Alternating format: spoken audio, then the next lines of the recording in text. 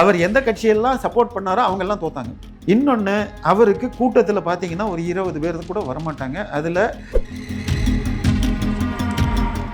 உங்கள் கட்சியில் தலைமை பதவி, பொருளாளர் பதவி, செயலாளர் பதவி போன்றவற்றில் எல்லாரையும் சேர்க்கணும். அப்படி ஏதாவது செஞ்சுருக்காரா? கிடையாது. இவங்களை உயிரோடு கொளுத்தி எரிச்சிட்டாங்க. அத்தனை பேரும் சாம்பலானார்கள். ஸோ இதில் யாரோ ஒரு தாயார் இந்த குழந்தை பிழைக்கட்டும்னு குழந்தைய தூக்கி எரியிற கூரையில் போடுறாங்க. அதையும் தூக்கி திருப்பி உள்ளே போட்டு அதுவும் எரிஞ்சு போயிருக்கு. இது அத்தனையும் ரெக்கார்டட். ஸோ இதில் திரு ஈவேரா அவர்கள் 3 அறிக்கை விட்டார். 3 அறிக்கையிலும் மனுஸ்மிருதி தப்பு, காந்தியடிகள் தப்பு, இந்தியாங்கிற நாடு தப்பு. இந்தியாவிலேயே 2 கட்சி தான் இருக்கலாம், காங்கிரஸ் கட்சியும் திமுகவும் தான் இருக்கலாம்.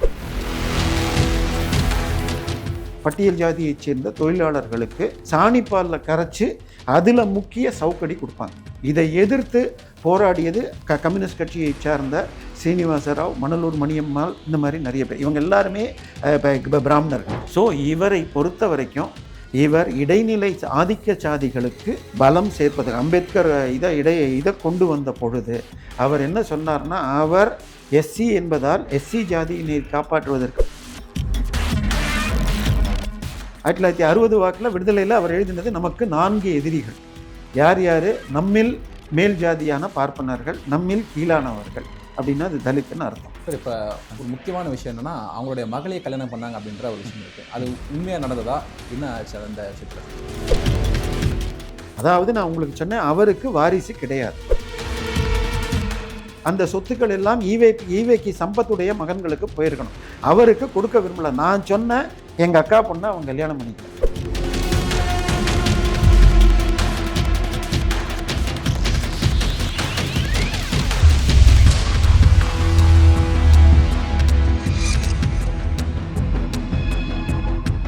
2026 சட்டமன்ற தேர்தலை முன்னிட்டு இன்று நடைபெறும் தேசிய ஜனநாயக கூட்டணியின் மாபெரும் மாநாட்டில் கலந்து கொள்ள தமிழகத்திற்கு வருகை தரும் மாண்புமிகு பாரத பிரதமர் நரேந்திர மோடி அவர்களை வருக வருக என அன்புடன் வரவேற்கும் திரு அஸ்வத்தாமன், மாநில செயலாளர், தமிழ்நாடு பாரதிய ஜனதா கட்சி. 2026 சட்டமன்ற தேர்தலை முன்னிட்டு இன்று நடைபெறும் தேசிய ஜனநாயக கூட்டணியின் மாபெரும் மாநாட்டில் கலந்து கொள்ள தமிழகத்திற்கு வருகை தரும் மாண்புமிகு பாரத பிரதமர் நரேந்திர மோடி அவர்களையும் தமிழ்நாட்டின் வருங்கால முதலமைச்சர் எடப்பாடி பழனிசாமி அவர்களையும் வருக வருக என வரவேற்கும் வி.என். சுப்பிரமணியம், வழக்கறிஞர், உச்சநீதிமன்றம், அந்தியூர் சட்டமன்ற தொகுதி. 2026 சட்டமன்ற தேர்தலை முன்னிட்டு இன்று நடைபெறும் தேசிய ஜனநாயக கூட்டணியின் மாபெரும் மாநாட்டில் கலந்து கொள்ள தமிழகத்திற்கு வருகை தரும் மாண்புமிகு பாரத பிரதமர் நரேந்திர மோடி அவர்களையும் தமிழ்நாட்டின் வருங்கால முதலமைச்சர் எடப்பாடி கே. பழனிசாமி அவர்களையும் வருக வருக என அன்புடன் வரவேற்கும் ஜி. கணேஷ்குமார், கல்வியாளர் பிரிவு மாவட்ட தலைவர், சென்னை மேற்கு மாவட்டம். 2026 சட்டமன்ற தேர்தலை முன்னிட்டு இன்று நடைபெறும் தேசிய ஜனநாயக கூட்டணியின் மாபெரும் மாநாட்டில் கலந்து கொள்ள தமிழகத்திற்கு வருகை தரும் மாண்புமிகு பாரத பிரதமர் நரேந்திர மோடி அவர்களையும் தமிழ்நாட்டின் வருங்கால முதலமைச்சர் எடப்பாடி பழனிசாமி அவர்களையும் வருக வருக என அன்புடன் வரவேற்கும் திருமதி மரகதம் குமரவேல், மதுராந்தகம் சட்டமன்ற உறுப்பினர், அஇஅதிமுக.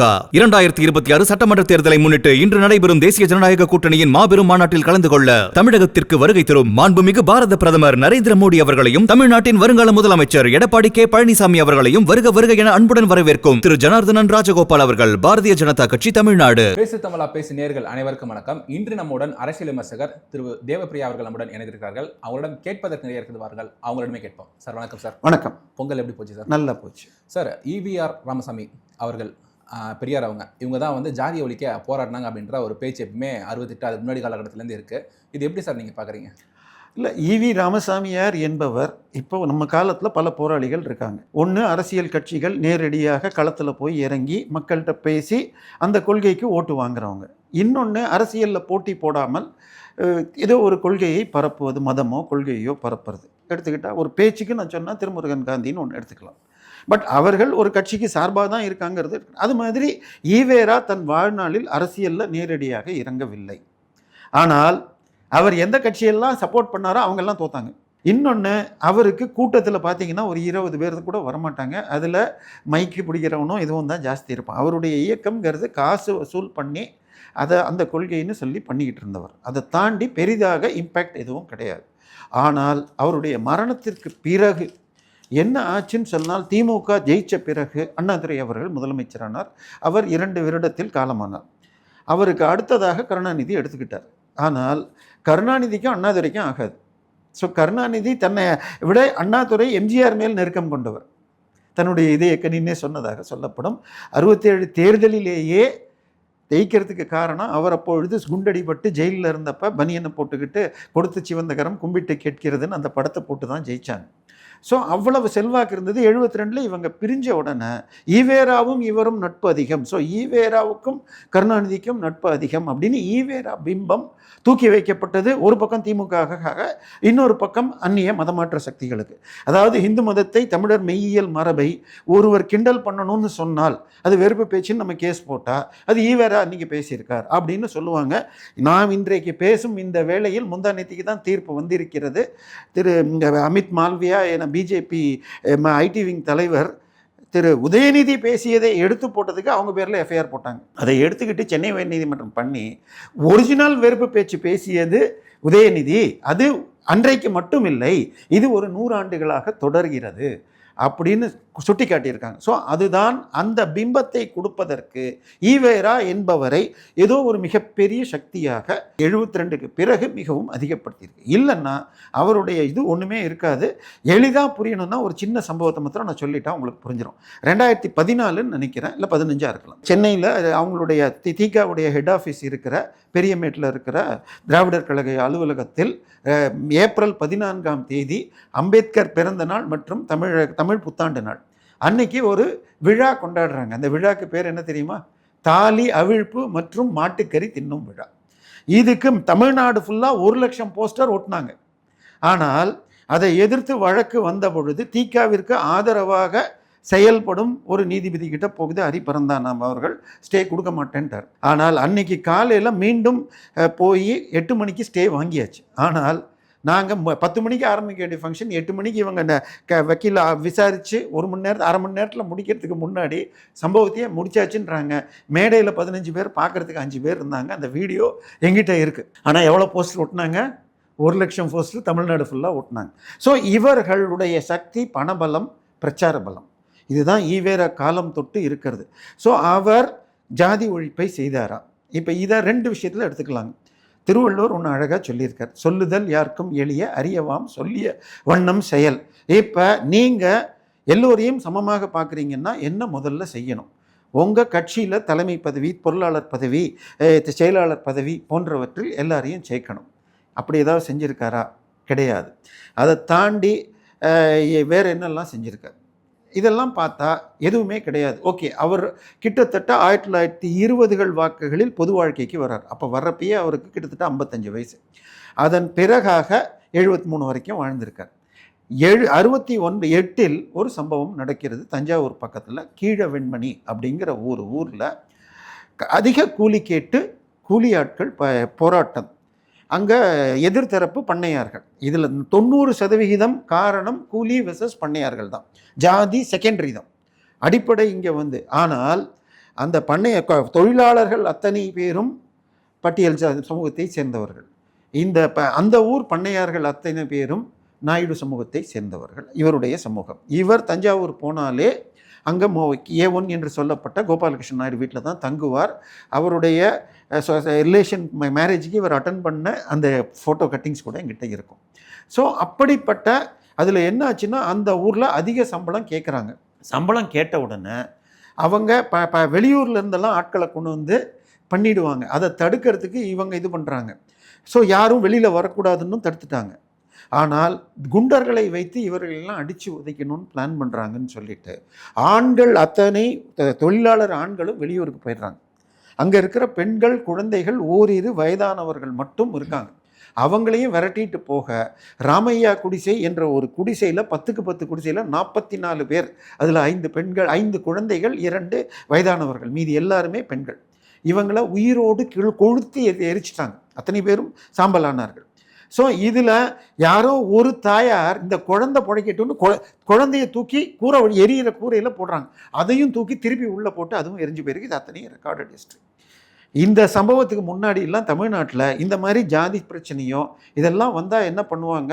உதாரணமாக மதுரை பக்கமாக இருந்தால் இந்த பர்டிகுலர் ஜாதிக்கும் இந்த தலித்துகளுக்கும் சண்டை, கோயம்புத்தூர் பக்கமாக இருந்தால் இன்னொரு இந்த ஜாதிக்கும் இந்த ஜாதிக்கும் சண்டை, சென்னை பக்கமாக இருந்தால் வன்னியருக்கும் அப்படின்னு வரும்.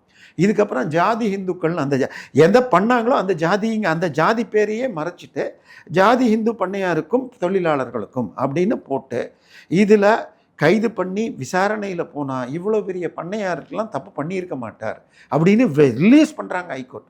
அந்த அளவுக்கு திமுக விசாரணையை கொண்டு சென்றது. ஸோ இதில் திரு ஈவேரா அவர்கள் 3 அறிக்கை விட்டார்.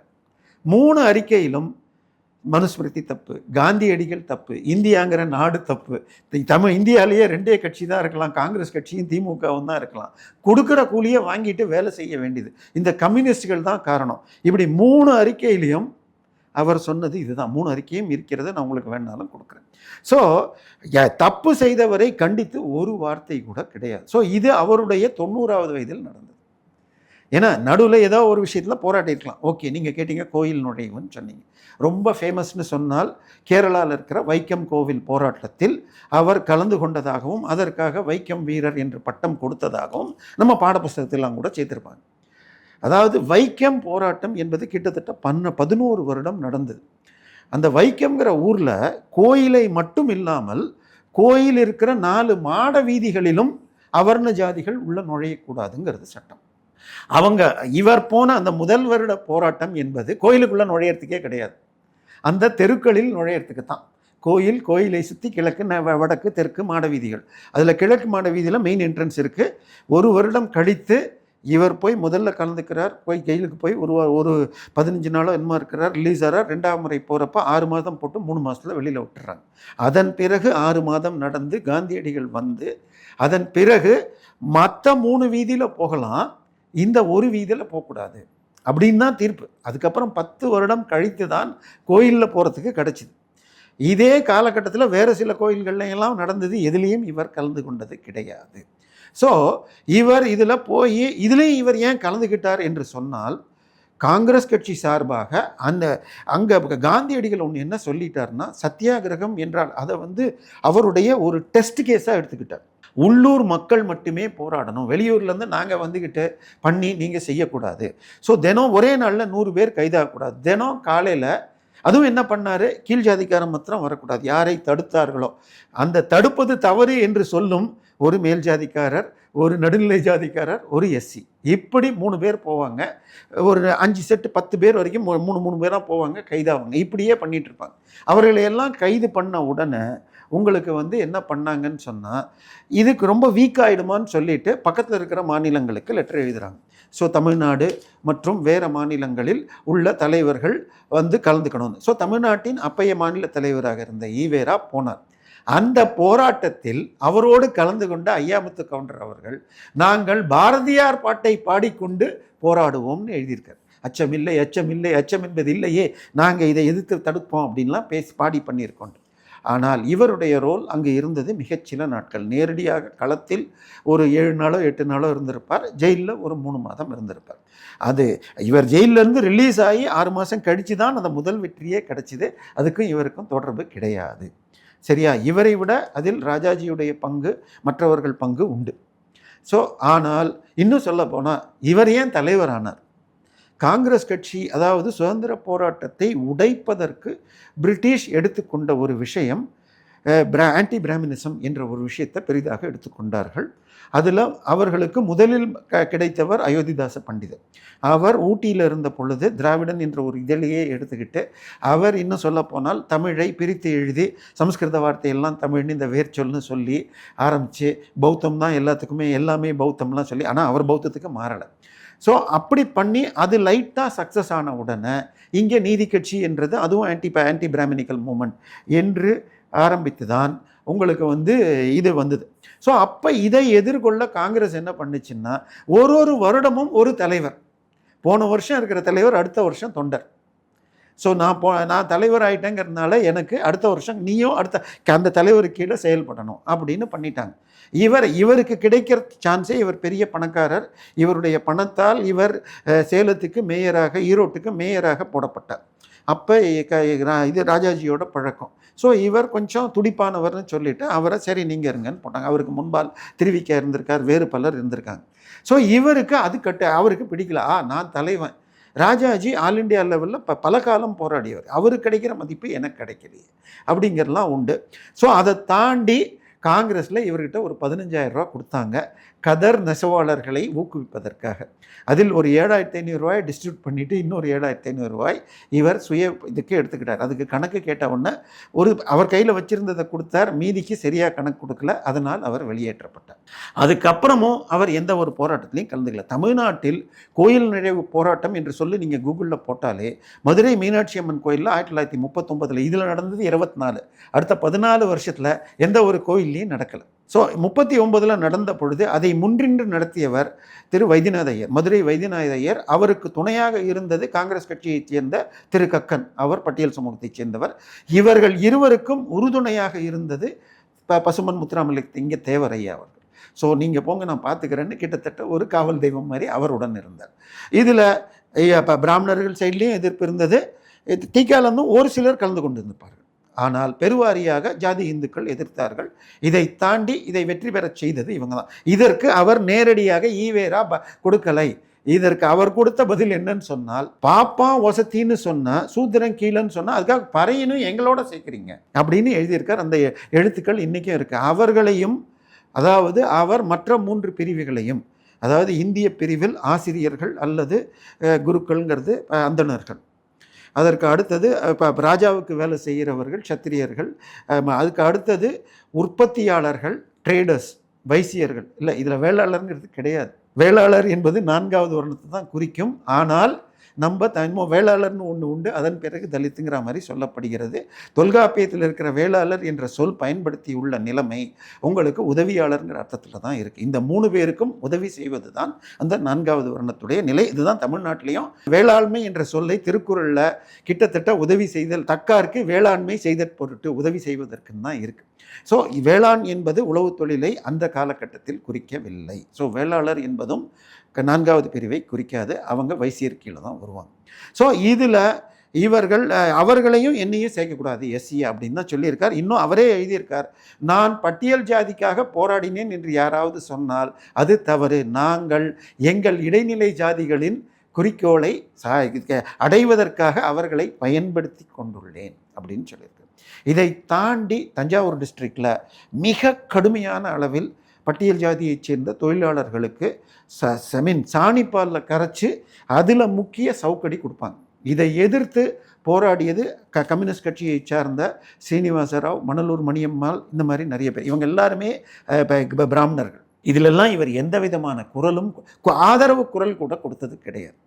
இதற்கு அடுத்தது இவர் முழுக்க காசுக்காக மட்டுமே செய்பவர். காசு கொடுத்தா கொள்கை அம்போ. இதை நான் தப்பாக சொல்கிறேன்னு எடுத்துக்க வேண்டாம். திரு அண்ணாதுரை அவர்கள் உங்களுக்கு தெரியும், இவர்கள் குடியரசு பத்திரிகை நடத்திட்டு இருக்காங்க 1942 வாக்கில். அப்பொழுது இது ராஜா சார் அண்ணாமலை செட்டியாருக்கு 60ஆம் கல்யாணம் வருது. அவர் கிட்டத்தட்ட 15 நாட்களுக்கு மிகப்பெரிய அளவில் விழாக்கள், ஒரு பக்கம் புலவர்கள் எல்லாம் அவரை பாராட்டி பாடுறது, இன்னொரு பக்கம் இது சனாதன வழிமுறையில் அவருக்கு 60ஆம் கல்யாணம், அதுக்கு தானங்கள். இது கிட்டத்தட்ட என்னுடைய நினைவு சரின்னு சொன்னால் நம்ம பிராட்வே பஸ் ஸ்டாண்டுக்கு எய்த்தாப்பில் இருக்கிற ராஜா சார் முத்தையா ஹால், அண்ணாமலை செட்டியார் ஹால்ங்கிறது தமிழ் மன்றம்னு இருக்கிறது. அப்போ இதுக்காக கட்டி கொடுத்தது தான். அப்போ இவர் ஒரு நாள் ஆஃபீஸ்க்கு வந்து கேட்குறாராம் அண்ணாதுரை கிட்ட, ஐயா இவர் ஏதாவது நமக்கு அட்வர்டைஸ்மெண்ட் கொடுத்துருக்காரா அப்படின்னு கேட்டேன். ஒன்றும் கொடுக்கல. இத்தனை பிராமணனுக்கு கொடுக்குறாரு. தினமணியில் ஒரு நாளும் ஒரு முழு பக்கத்துக்கு மலர் வெளியிடுகிறார்கள். அன்னைக்கு ரேட்லேயே ஒரு ஃபுல் பேஜ் இதுக்கு பல ஆயிரங்கள் இல்லை 1 லட்சம் கூட வரல. அப்போ நீ என்ன பண்ண, இவரை சனாதன அடிமைன்னு ஒரு கட்டுரை எழுது அப்படின்னு சொல்லிட்டு போகிறார். 2 நாள் கழித்து ஈவேரா திருப்பி ஆஃபீஸ்க்கு வராரு. அண்ணாதுரையை கூப்பிடுறாரு. என்னப்பா கட்டுரை எழுதிட்டேன், இப்போ தான் ப்ரெஷருக்கு கொடுக்கப்பா. இல்லை வேண்டாம், அந்த மடையன் ஒரு 1000 ரூபாய்க்கு செக் அனுப்பிச்சிட்டான் நமக்கு விளம்பரத்துக்கு, அதை போட வேண்டாம். அண்ணாதுரைக்கு இது ரொம்ப வருத்தம். அதை வேறொரு பத்திரிகையில் பின்னால் பப்ளிஷ் பண்ணார். இது தமிழக அரசின் வெப்சைட்டில் இது இருக்குது, வேணா நான் ஸ்க்ரீன்ஷாட் உங்களுக்கு கொடுக்குறேன். ஸோ பணம் வந்தால் எதுவுமே போயிடும். 1940 இன்னொன்று, இவர் முதல் திருமணமே இவருடைய சொந்த அக்காள் மகளை திருமணம் செய்து கொண்டார். ஆச்சா, அப்பொழுது அவளுக்கு 16 வயசு குழந்தை திருமணம்னு வரும். சொந்தத்தில் கல்யாணம் பண்ணுறதும் தப்பு, குழந்தை திருமணம் செய்வதும் தப்பு. இவருடைய அண்ணன் மகன்தான் ஈவேக்கி சம்பத். இவருக்கு அவருடைய சொந்தத்தில் பொண்ணு எடுத்தால் மாட்டேன்னு வேற பொண்ணு எடுத்தார். அதே ஜாதி தான். ஆனால் அதற்காக அவரோடு சண்டை போட்டு அவரை வெளியேற்றினார். ஸோ இதை தாண்டி இன்னொன்று என்ன பண்ணுவாங்க, சுயமரியாதை திருமணம் அப்படின்னு. அந்த முதல் 2-3 திருமணம் என்ன நடந்தது தெரியுமா? ரெட்டியார் பையன் ரெட்டியார் பொண்ணை தான் கல்யாணம் பண்ணிட்டான். ஒரு மணமகனுக்கு 2 மணமகள்கள் இவர் தலைமையில் நடந்திருக்கு. ஆனால் சுயமரியாதை திருமணம் எப்படி செல்லும்னு எனக்கு தெரியாது. ஏனால் அண்ணாதுரையுடைய பெருமையாக என்ன சொல்லுவாங்கன்னு சொன்னால், 1967 அவர் பதவியேற்ற பிறகு சுயமரியாதை திருமணத்தை இந்து திருமண சட்டத்தில் முதலில் சேர்த்தார். அது வரைக்கும் அது சட்டப்படி தவறு. இன்றைக்கும் நீங்கள் கூகுளில் போய் தேடினீங்கன்னால், திருமணம் தாலி கட்டி 7 சப்தபதின்னு 7 படி எடுத்து வச்சாதான் மணமகன் காலை வச்சாதான் திருமண சடங்கு முடிந்ததாக இந்தியா முழுக்க சட்டம். இது 67 சேர்த்ததுனால மட்டும்தான் தமிழ்நாட்டில் மாத்திரம் இது கிடையாது. ஆனால் இதை தாண்டி இப்போ நேற்றுக்கு தான் ரிலீஸ் ஆகிருக்குன்னு நினைக்கிறேன் திரௌபதி 2ங்கிற படம். அந்த திரௌபதி 1ங்கிற படம் என்ன ஆச்சுன்னு சொன்னால், ஒரு குறிப்பிட்ட மேல் ஜாதி பெண்களை குறிவைத்து ஒரு வட்டமே கிட்டத்தட்ட 3000 பெண்களை அவங்களுக்கே தெரியாமல் எப்படியோ அவங்களுடைய ஆதார் கார்டையோ எதையோ எடுத்துகிட்டு கல்யாணம் ஆனதாக சென்னை ராயப்பேட்டையில் ரிஜிஸ்டர் பண்ணி இருந்து அவர்களிடம் பணத்துக்கு சில பேரை மிரட்டி சில பேரை இது பண்ணி அதுதான் அந்த கதையாக வந்துச்சு. ஸோ இது அதற்கு பிறகு அந்த மாதிரி வக்கீல் ஆஃபீஸில் கல்யாணம் பண்ணால் செல்லாது அப்படின்னு உச்சநீதிமன்றம் வரைக்கும் தீர்ப்பு வந்துருச்சு. ஆனால் அதன் பிறகு இன்றைக்கும் சுயமரியாதை திருமணம் மட்டும் அப்படி செய்யலான்னு இவங்க போய் வாங்கியிருக்காங்க. அதையும் தடை கேட்கணும்னு என்னுடைய நண்பர்கள் மூலம் முயற்சி பண்ணிகிட்ருக்கு. ஸோ அடுத்தது இவர் இது எதையாவது எந்த போராட்டத்தில் அது தொடர்ந்து இருந்திருக்கிறாரா அப்படின்னு பார்த்தா, சரி கோயில் நுழைவில் நீங்கள் வைக்கமில் கலந்துக்கிட்டீங்க, நான் 1939 இல்லை. இவரே சொந்தமாக இவருக்கு 20க்கும் மேற்பட்ட கோயில்கள் இவர் குடும்பத்துக்கே இருக்கிறது ஈரோட்டில், எந்த கோயில்லையும் கிடையாது. ஸோ இவரை பொறுத்த வரைக்கும் இவர் இடைநிலை ஆதிக்க சாதிகளுக்கு பலம் சேர்ப்பது. அம்பேத்கர் இதை கொண்டு வந்த பொழுது அவர் என்ன சொன்னார்னா, அவர் எஸ்சி என்பதால் எஸ்சி ஜாதியினை காப்பாற்றுவதற்கு ரிசர்வேஷன் கொண்டு வந்து விட்டார். நம்ம ஆளுங்களுக்கு என்ன இருக்குது அப்படின்னார். இன்னும் சொல்ல போனால் அகில இந்திய அளவில் ரிசர்வேஷனை சரி செய்தது பாஜக ஆதரவோடு 1989 VP Singh government Mandal commission implement பண்ணப்போ தான். சரியா, மாநிலங்களில் இருந்தது, கொஞ்சம் இருந்தது. ஸோ தமிழ்நாட்டில் சில தவறுகள் இருக்குது. அதாவது ஜாதிகளில் எப்படின்னு சொன்னால், உங்களுக்கு யாரெல்லாம் அதிக நிலத்தோடு நிலச்சுவாந்தார்கள் அப்படிங்கிறவங்க கீழ் ஜாதியில் வரமாட்டாங்க இந்தியா முழுக்க. இதற்கு உதாரணம் சொன்னால் உத்தரப்பிரதேசில் பட்டிடார்கள், ஹரியானா மற்றும் யூபியில் ஜாட்டுகள். அதே மாதிரி நாங்கள் சத்திரியர்கள், போர்க்குடிகள், மறவர்கள் அப்படின்னு சொன்னால் அவங்க தான் ஆட்சி பண்ணியிருப்பாங்க ராஜாவோடு. அப்படிப்பட்டவர்கள் ரஜ்புத்ஸ் அவங்களாம் கிடையாது. ஆனால் இங்கே எல்லாரையும் கிட்டத்தட்ட பிராமணர்களை தவிர 97% எல்லாரையும் பிசின்னு சேர்த்து வச்சுருக்காங்க. இவை சட்டப்படியாக இன்னும் சில வருடங்களில் மாறக்கூடும். அடுத்தது பார்த்தீங்கன்னு சொன்னால், இவர் ரிசர்வேஷனை எதிர்த்திருக்கார், மைனாரிட்டிக்கு கொடுக்கக்கூடாது என்று எதிர்த்திருக்கார். அதில் இன்னும் சொல்லப்போனால் ஆரம்ப காலகட்டத்திலேயே நாடார் முன்சிப்புகள்னு ஒரு கட்டுரை இருக்குது.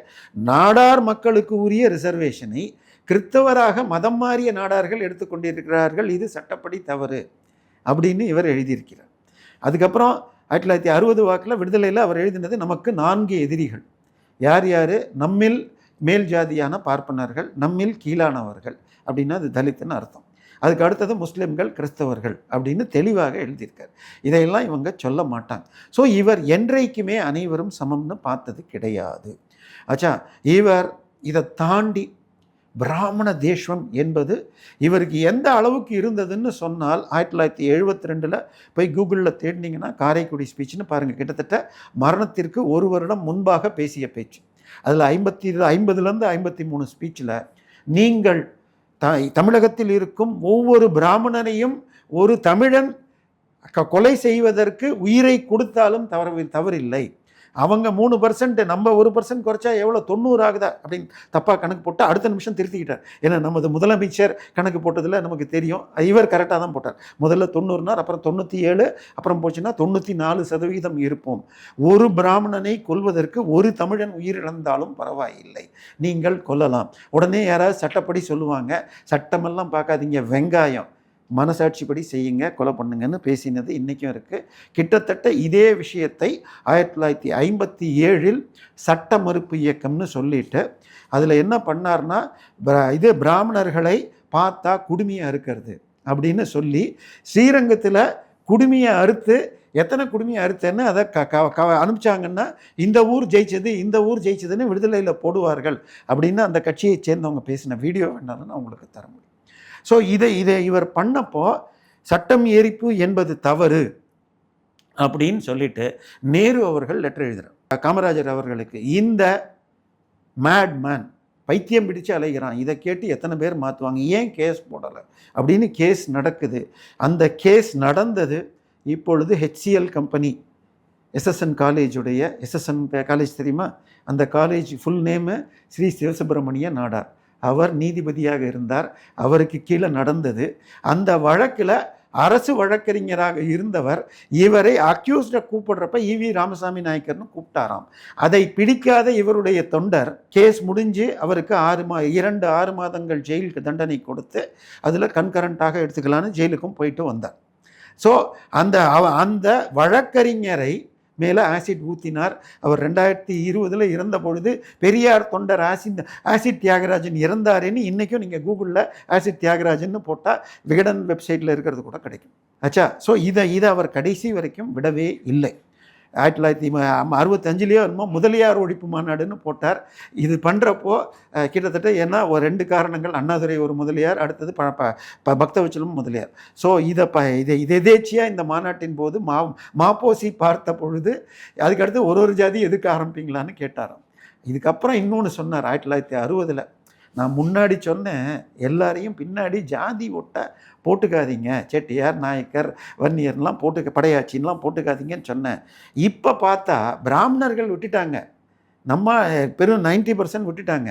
இப்போ நம்பால் யாருன்னு தெரில, அதனால் ஜாதி பேரை திருப்பி போட்டுக்கணும் அப்படின்னு எழுதின கட்டுரையும் இருக்கிறது, வேணா நான் உங்களுக்கு தரேன். ஸோ இவரை பொறுத்த வரைக்கும் ஒரே ஒரு விஷயத்தை இவரை பாராட்டணும், மனசில் நினச்சதை சொல்லிடுவார். ஒரு மேடையில் இவர் பாராட்டி பேசினார்னா அதை மாத்திரம் எடுத்து தீக்காக்காரங்க சொல்லுவாங்க.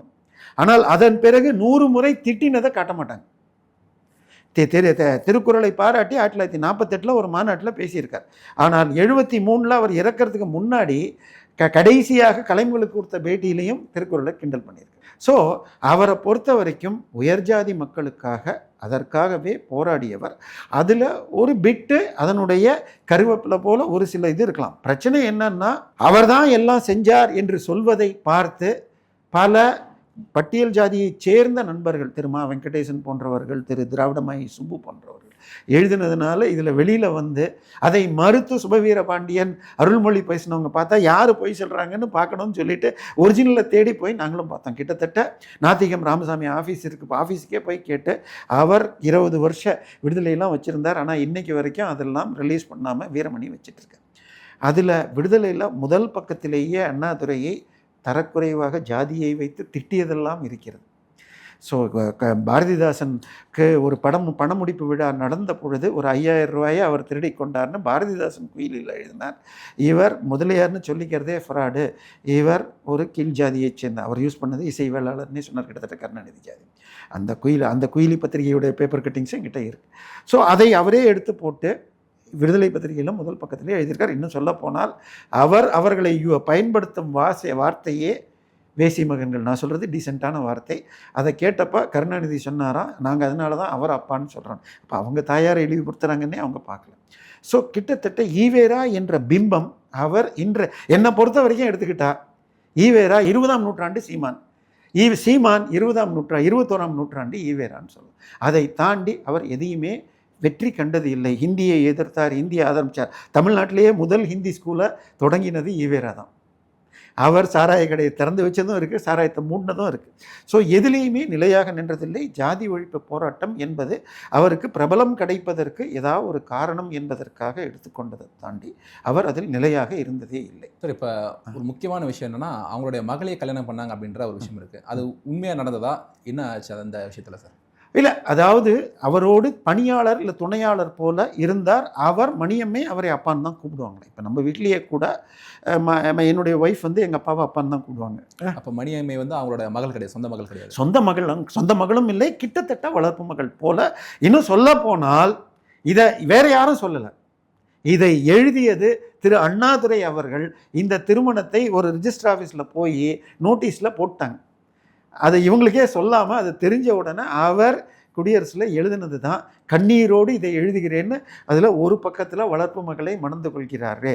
அதாவது அந்த அன்றைய காலகட்டத்தில் வயதானவர்களுக்கு இளம் பெண்களை 2வது 3வது தரமாக கொடுக்கறலாம், இவர் எதிர்த்து போராடினார் அப்படின்லாம் இருக்கும். இப்போ இவரே செய்யறாரே அப்படின்னு சொல்லி இதை பற்றி 7 பக்கத்துக்கு உங்களுக்கு வேணாலும் அனுப்புகிறேன் நான், 7 பக்கத்துக்கு கட்டுரை இவர் எழுதியிருக்கார். அவர் எழுந்தது தான் இந்த வளர்ப்பு மகள்னு சொன்னதை தவிர எதிராளிகள் சொல்வதில்லை.